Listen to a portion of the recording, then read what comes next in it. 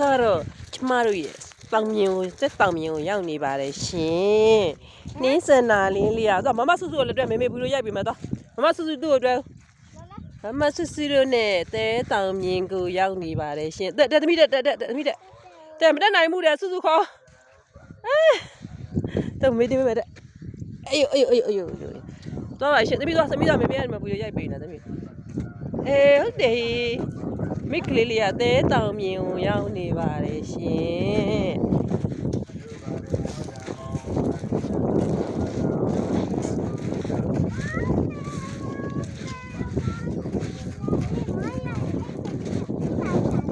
ဟုတ်တယ်တောင်မြင်ကိုသွားနေပါတယ်ရှင်ခဏနေမန်းချောင်းကိုရောက်ပါပြီရှင်မန်းချောင်းမိကပြောလာလေမန်းချောင်းကိုရောက်ပါပြီရှင်လို့ခဏနေတော့သမီးတို့ကမန်းချောင်းထဲမှာရေချိုးမှာပါရှင်လို့ပြောစရာရမ်းကောင်းပါတယ်ရှင်လို့မန်းချောင်းထဲမှာငါးဖမ်းတဲ့လူတွေလည်းရှိပါတယ်ရှင်လို့ပြောလာလေသမီးကငါးဖမ်းတဲ့လူတွေလည်းရှိပါတယ်ရှင်သမီးကတော့ရမ်းပျော်ပါတယ်ရှင်လို့ပြောလာလေသမီးကတော့မန်းချောင်းထဲကိုနွားလေးနဲ့လာတာပါရှင်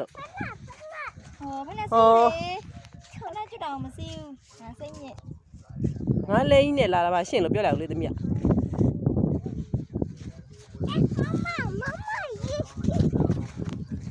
ဖွာသွားခဏနေတော့မန်းချောင်းကြီးကိုရောက်ပါပြီရှင်မန်းချောင်းထဲမှာဆိုရင်ငါးဖမ်းတဲ့လူလေးတွေရောပြစ်တက်နေပါတယ်ရှင်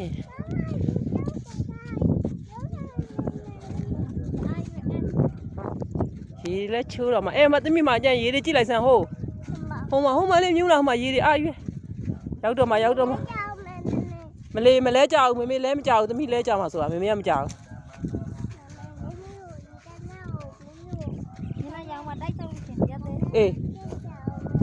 အေးပါမကြပါဘူး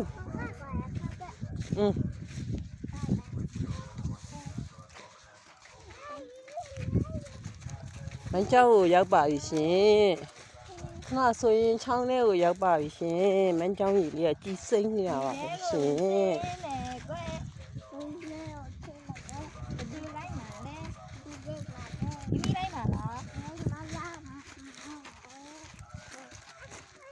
ရောက်ပါပြီရှင်မန်းချောင်းထဲကိုရောက်ပါပြီရှင်